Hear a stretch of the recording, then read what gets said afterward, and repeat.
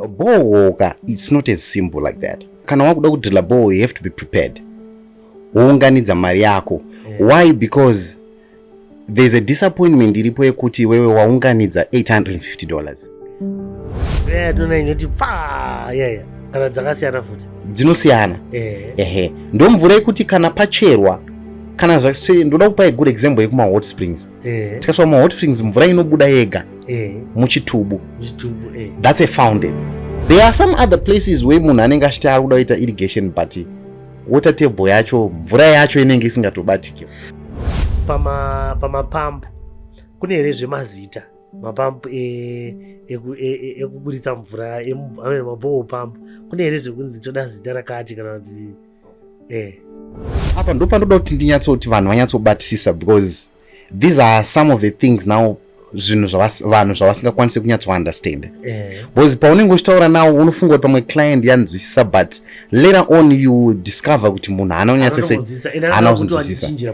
Exactly. And inini most of the time when we talk to our clients tinotonyatsopa a re-emphasis yekuti can you listen very attentively tichitaura zvatikutaura because apa ndo pandoda kuti munyatsojekeserwa.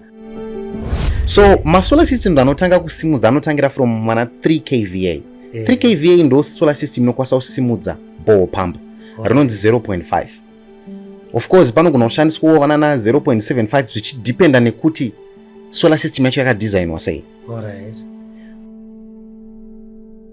Vanhu vepainternet nhasi ndauya nevakomana velogos nokamunondoona every time chingotara kuti logos nhasi ndauya navo vakomana vekulogos ndamboti vamboditsanangurira nyaya yemabohos ende nhasi ndina Mr. Kechi. Hi Kundai, how are you? Yes, zviri sei? Ndinofara wena kuti sei yavo? Bo zvekuti. Handitika. Yes. Okay. Issue yemabohos it's a process. Ine ma-stages aripo anoda kuteedzerwa. So basically my clients mazhinji paanotibata like vanenge vaona mamwe macompanies achingoadvertise vachiti kudrilla borehole $800 or $850 you know, something like that. But a borehole, it's not as simple like that. Kana wakuda kudrilla borehole, you have to be prepared. Wounganidza mari yako. Why? Because there's a disappointment iripo yekuti wewe waunganidza $850. But let me just narrate or let me just lay out the stages. The whole stage, nema price if possible. The drilling a borehole. So the first thing for drilling a borehole is siting. Siting ndo yatinoti survey. Utinge tichitsvaga kuda kuona kuti where exactly can we get mvura. So pasi apa zvapakaita tinoshandisa a certain formation yema-rocks. Pane a certain type of rock ratinofungidzira kana kuti ratinotarisira kuti tikaribata iroro ndo rinotipa mvura. So patinoita siting papaya we will be looking for those rock formations or that type of soil formation or rock formation. Saka it's not necessarily kuti muri kutsvaga mvura. It's not necessarily kuti tiri kutsvaga mvura. Because mvura tikada kuti tiitarise nemamachines aya haanyatsotitaurira chokwadi chaicho. We'll be looking for a certain rock type rinowanzowanika pane mvura.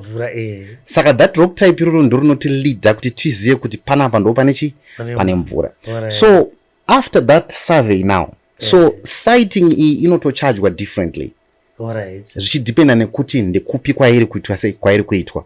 You cannot say kuti munhu ari kuitirwa muHarare murimo mune rig nemunhu ari kuda kuitirwa kuGwanda kana kuti kuBait Bridge maprices afanani.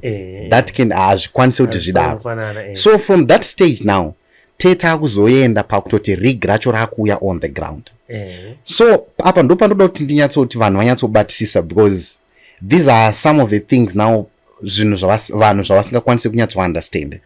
Because paunenge uchitaura nawo unofunga kuti pamwe client yanzwisisa but later on you discover kuti munhu haana kunyatsonzwisisa. Exactly. And inini most of the time when we talk to our clients tinotonyatsopa a re-emphasis yekuti can you listen very attentively tichitaura zvatikutaura because apa ndo pandoda kuti munyatsojekeserwa kuti munoenda muchitonyatsoziva kuti tiri kusangana nezvakati. Okay. So patinosvika taakuchera paipai toti isusu siting yedu isusu yataura kuti pa 60 meters ndo patiri kutarisira kuwana mvura. Handitika that means kuti first 40 meters dzinenge dzakapegwa dzedza kuti 850 kana kuti 900 kana kuti $1000 tikachera first 40 meters dzedze ndo pari kubhadharwa mari yesighting nemari yekuchera 40 meters. So we are saying kana takachaja isu 850 pari kubhadharwa 850 plus mari yesighting. Alright. Saka if it's 850 tomboti ndi muno muHarare pane $100, it's 850 plus $100. It becomes 950. And then pane issue ye permit. Permit iri mandatory because tunofana kuabida nema laws muno mnyika. So there is a permit also that you must have kuti udrillire wefuti. Serious? Yes. So that mari permit yo, it's part of the money yaunobhadhara on those 40 meters dzacherwa. Handitika. But tomboti susu tangoti mvura yedu tiri kuiwana pa 40 meters. Let's just go with that. There is what we call double casing. Double casing is also charged per meter. So I'm saying kana tachera isu 40 meters. Then apa ndo pandoda kuti ndinyatso explain those ndo pane disaster rese. Because masoil formations anowanzika wanika pamusoro pasina rock kana pasina dombo anenge ane ivhu riri loose. So ivhu iri zvarinowanzoita ndezvekuti rinogona kusadhirika nguva yekuti hatisati tapinda murain season. But patinosvika munguva yerain season ivhu rikatota rinova more dense. Rino increase up, rino exert pressure on my piping inenge yakaiswa. Because patinochera 40 meters pipe inenge yakaiswa is just one pipe. One pipe iya haikwanise kuti ikwanise kubata pressure yaku exertwa neivhu rakaita se rakatota. So ndo patinowanzoti double casing inofana kuitwa at least kusvika tasvika pane a soil formation or a solid rock. Rekuti nangwe kukanaya dombo harifambe rinongoramba riri zvariri. Handitika. But ivhu manje kana rakadaro rinoita sei rinopwanya pipe borehole robva racollapse. Kana borehole ratongo collapse zvakafanana nekuti hausisina borehole because wakuda kuti utotangidza.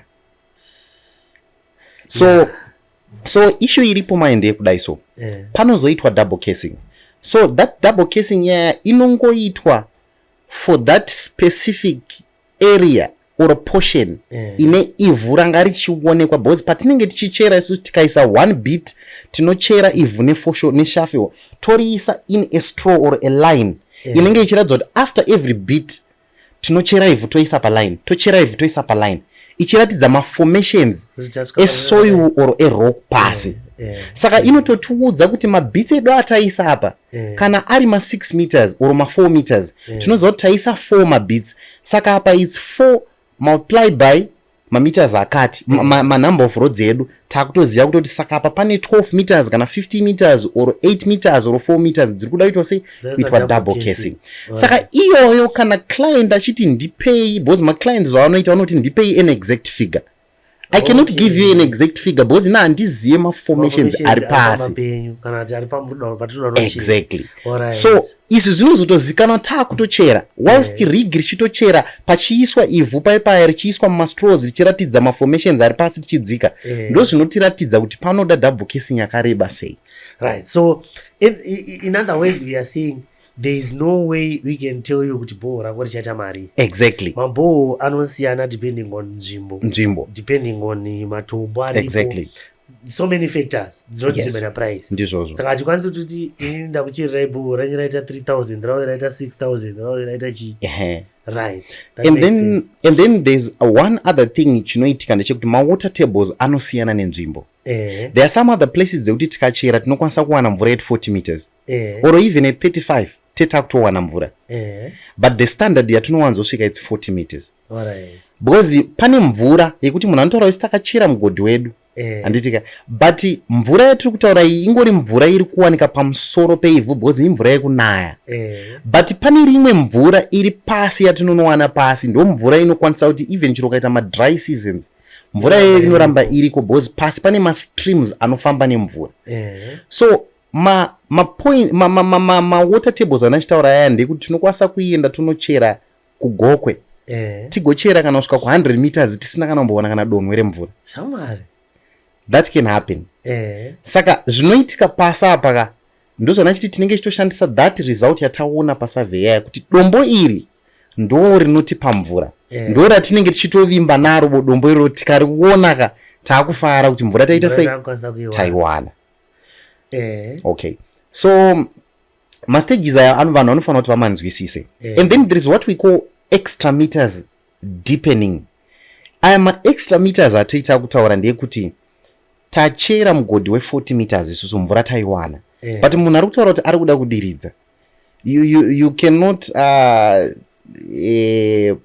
try kuda kuita irrigation nemvura iri pa40 meters because mvura ika haisi yecommercial, ingori mvura yedomestic. Actually ndingatoti basically kana chitaura zvema40 meters imvura yedomestic yekuti vanhu vangonwa zvavo, unless kana pawanika efountain yekutoti yaborwa neboho mvura yatanga kutobuda yega, that type of a fountain now tinokwanisa isusu kuziva kuti iyi inokwanisa kusustain because it's a fountain iri kubuditsa mvura continuous, ichitoita kubabla ichibuda outside of the pipe. Ndio yatona inoti dzinosiyana.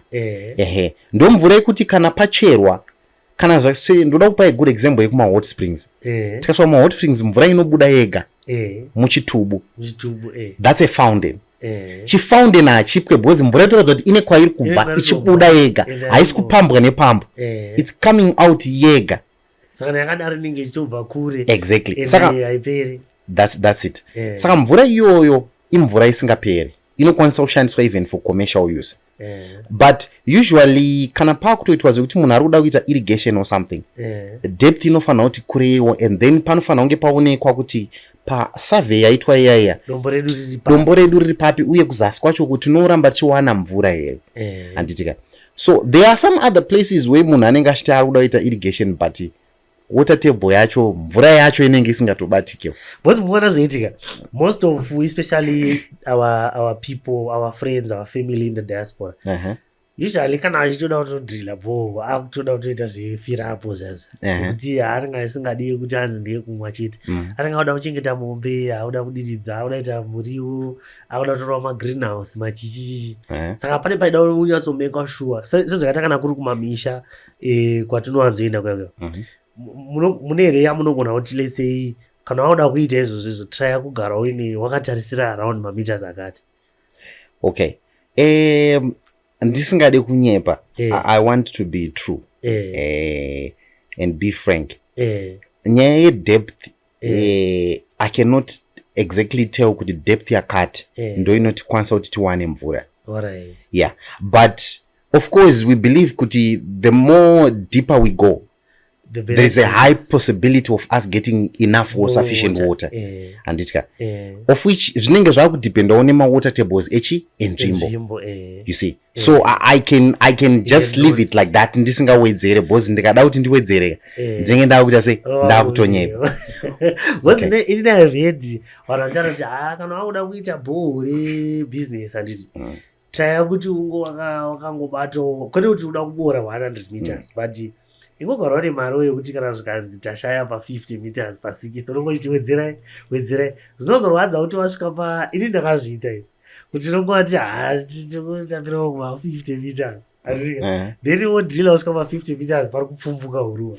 Okay, yeah, of which pano pasurvey apa panoda vanhu vari thara. That's one of the things now you have to work with someone who is seasoned, anokwanisa kuva true kuti kundai we've done survey but I don't see any possibility of getting water at 50 meters. Alright. I think tinokwanisa kuiwana pamameters akati. Munhu iye ari certain ava neexperience ari kunyatsoziva kuti panapa mvura tinokwanisa kuiwana pamameters akati. Saka survey ndo inokwanisa kukupa a little bit of some hope. Kuti exactly. Kuti unofanira kwakabata at around 80 meters kana kuti around 100 meters. Saka survey inokwanisa kufanira kukupa survey inokwanisa kukupa that picture yekuti ukwanise kuona kuti how deep can we go. Alright, so is it possible kuti nini ndinotogara ndauya tomboti tinotoenda titori na survey nemunhu yesurvey nerig titori mumota 1 totosvika chitoti chamwari survey yavo uchitopedza uya achitonzi mutsa mota bora. Okay, isusu what we prefer as Logo Solar Tech, we prefer a situation whereby tikauya nasurveyor regrade rinenge ritoripo. Why am I saying that? Because zvakafanana nekuti tinosvika topega munda kana stand. Makazomboona kuti vanhu pavanozouya kana kuti after 6 months vanotanga urishaya pegirare.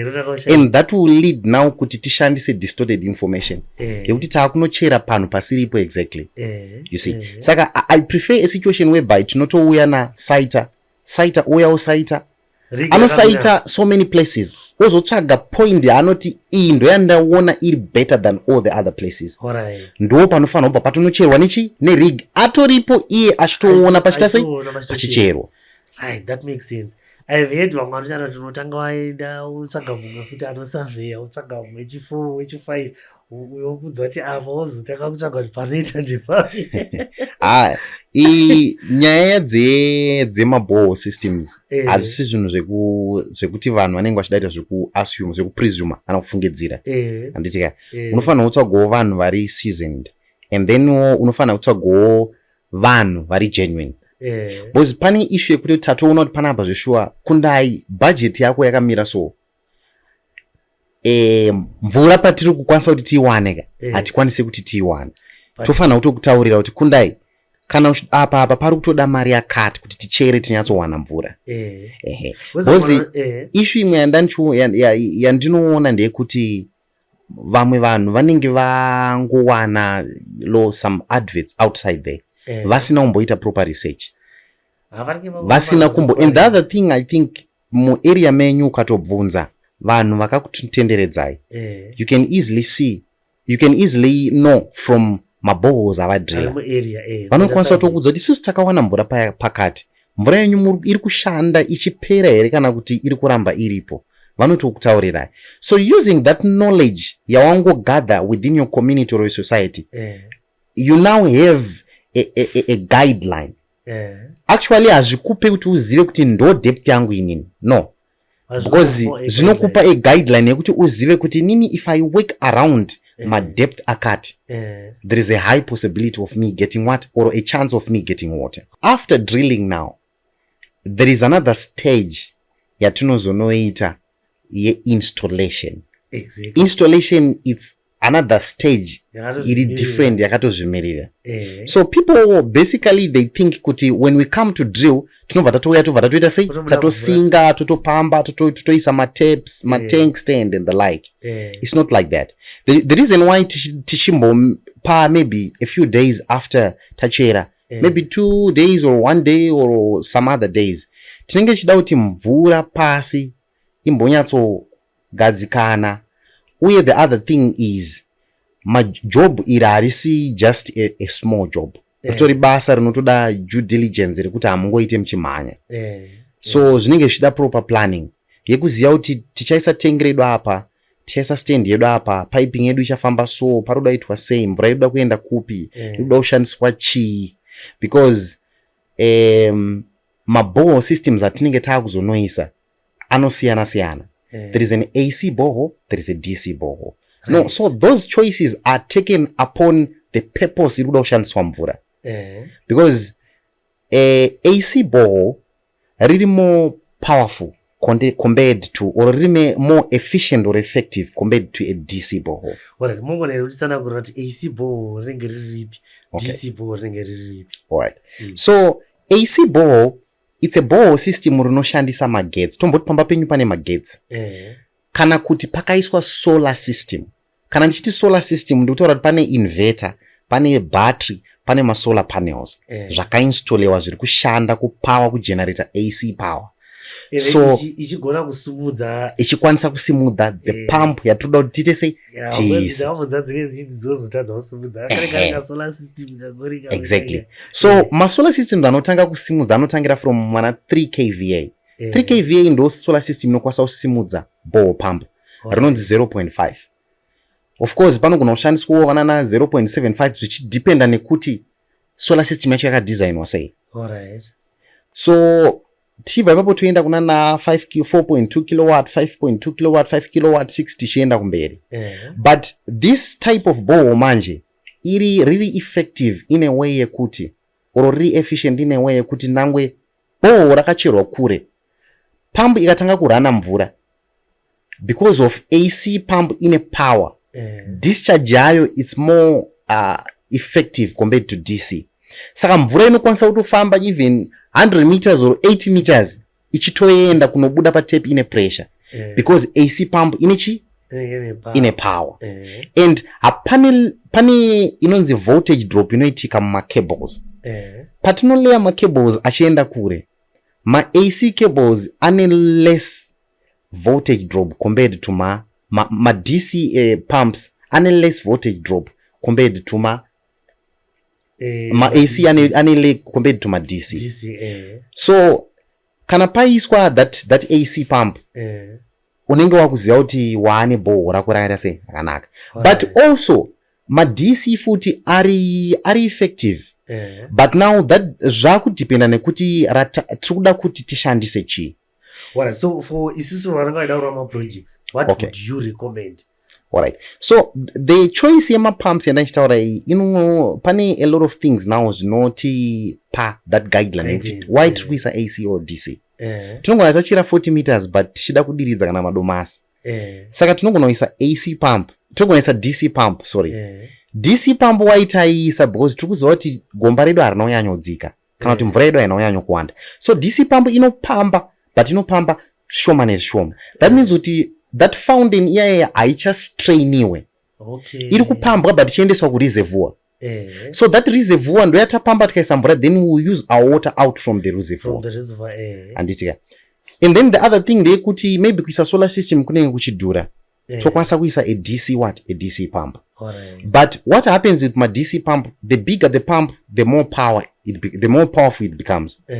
So that means that my solar panels anenge akuwedzera because a 0.5 horsepower inenge ine kana 2 ma solar panels. And then takuenda unana 0.75 inogona kuita 2 kana 3 ma solar panels. 1 horsepower 4 ma panels. 1.5 5 or 6 ma solar panels. So ndo kazhinji zvinowanzoitika. And then discharge yayo inowedzera. You see. So in a situation whereby tiri kunzvimbo yekuti kudaitwa irrigation, I always advise my clients vari kudaita zveirrigation kuti vaite a reservoir. A reservoir yakanakira kuti no matter kuti well renyu kana kuti borehole renyu rine mvura yakawanda but haristrainiwe. Zvakafanana tichikama kana mombe. Why kana muchikama mombe munombototi mambotoikama munoti chimbotorai mhuri tusisidzire. Bozi muri kuda kuti minyatso dzinyatsoguta futi mukaka munyatsozokama. Saka chiri kuitika panguva yamuri kutora mhuru mombe yakufunga kuti mwana wangu akunonwa inobva yareleasa mukaka. Makuwana futi mukaka mobvisa mhuru mukama mukaka. So tikaramba tichidhonza mvura kubva mufountain iyi there are high chances ekuti tinogona kuita sei kuzostraina that fountain. But azvireve kuti atikwanise kuti tirane pump direct tichibuditsa mvura tichiita irrigation. So you recommend kuti panofanira paine somewhere painonoiswa painonostowewa kusatisa matengi kana kuvaka mareservoir anoita zvekuvakwa anenge achivakwa nematombo nesimende chichi something like that. Then mazuva ano kune mamodern mamwe matanks ariko anonzi matapolin zvichingoenda zvichienda but galvanized steel tanks exactly.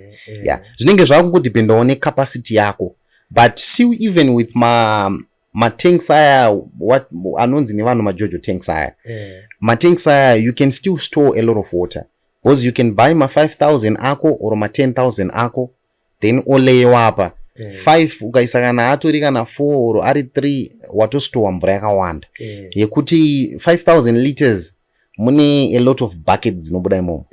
Mukatotarisa kumusha kana vanhu pavaidiridza nemabuckets tainochera vanhu vanochera mvura murwizi vachidiridza magarden ari mudhuze neni wanga usingadiridze mabuckets anosvika kana 50 wagona kudiridza kana 20 or less garden rinenge ratoita. So we are talking of 5,000 liters munenge mune mabuckets akawanda so it's about 250 buckets. So 250 buckets dzinodiridza land yakawanda straight. Saka ndachichidzidzira vanhu vachidzi yo ringa 5,000 liter ukamboite zvemadomasi. Aiwa unotoita bozi chimwe chinotoitika ndechekutoti kana mari ikabvumira ka unokwanisa kuzoisawo some dripping systems mukati. Zviya zvino isusu at the moment hatisati takuita zvedu exactly, but soon tichange takuita soon tinenge takuita just very soon tinenge takuita. So masystems akata seedrip aya akanakira kuti haanyanyi kushandisa mvura yakawanda. Mvura inongoendeswa direct to the plant, unlike flood irrigation yekuti munhu anenge achingodiridza land yese. It's a waste of water, of which mvura yacho tichida kuti tiite sei tiiconserve. Ndaida kubvunza something pamapampu kune here zvemazita mapampu ekuburitsa mvura maboho pampu kune here zvekunzi toda zita rakati kana kuti okay. Alright, I would like to say this. The world that we are living in, it's evolving. And it's no longer a secret that now the Chinese are now the giants in technology. So, yeah, there were some old names that I ziva. Vana Teria, Vana Chichi. But right now, there are better brands from our guys, our friends in the East. Varuku gadzira ma pumps ari effective zvakanyanya stereki. Ekutoti with the mamwe pumps aigadzirwa kudhara anga ari ma DC pumps. Waigona kutoisa iri 0.5 waigona kutoisa kana 3 kana 4 ma solar panels. But right now the Chinese vari kugadzira ma brands anotova ne warranty yakatoreba. Anotova ne efficiency ne discharge rate yakanaka stereki. For instance, isusu we are dealing with a certain brand inonzi Dongyin and K-Pedia.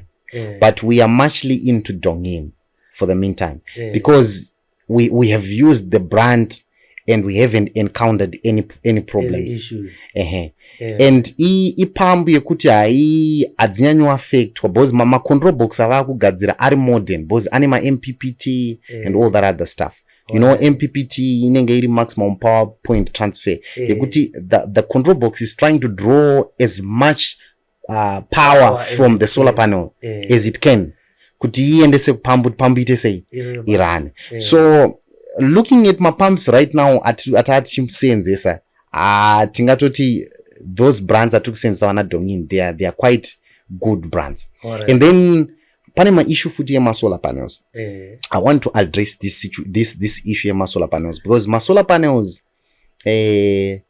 I remember last time somebody you know tatiri somewhere and then we people were watching soccer and then someone akabva andiratidza akati do you see that brand rikubuda pa EPL ku English Premier League ranga chito advertiser inonzi Jinko. But everyone kana approach vanhu vanoisa ma solar system anenge achindoda Canadian. But right now tikatarisa on the rating yema Canadian. Canadian, of course it was an old horse rakamhanya panguva yaro. But right now those guys now vari kugadzira ma brands anotova ne warranty because chinhu chinokupa kuti uite confidence in the brand is warranty. Kana chinhu chine warranty yakakura kana chine warranty yachinacho that means that thing chiri chine une trust machiri. So they are manufacturing ma solar panels anotova ne names akawanda vanana Jingo, JA, Trina, Longi. You see all those panels mama panels are very effective. But what you have to know is all those solar panels ma monocrystalline because ma polycrystalline there are two types of solar panels.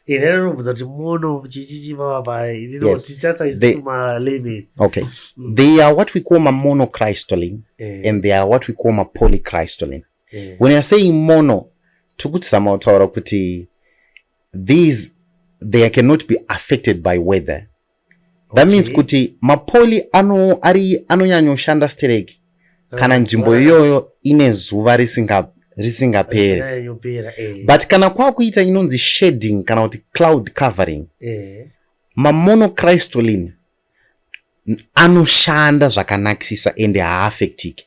Ndo anonzi nevanhu ma all weather. When you are saying all weather we are not saying kuti nemanheru. No, we are trying to say kuti solar exactly because ma solar panels aya ma-photovoltaic modules. Ma-photovoltaic modules anoshandisa light. So the light, irregardless kuti kune makore kana kuti hakuna, they will just work as long as kune light. Zvekutoti nhasi papodcast panapa dai tanga tatouya nemasolar panels, tatoritesta panapa, vanhu vachiona tiri muno raide richitoratidza kuti pane moto wari kutora richishandisa even this artificial light. Serious? So yeah, if you come to one of our branches, I think munenge mune malights anenge akasungiriwa. You'll see there are some of the lights anenge achitocharger using the artificial light remalights anenge ari mushop. So those are the type of solar panels now akugadzirwa. So it's no longer kuti it's Canadian or whatever. Because tikatotarisa even pa ranking yema solar panels yayo, you find the brands dzandatotaura idzodzo you find them in top 5. And Canadian no going to Zorwana Rukma number 3 or 4 or number 5. So the question now is, how do I know could you photo something mono chakuti? How do I know? Alright. Zvinenge zvakuda kuti unobvunzawo from vari kukuisira vacho.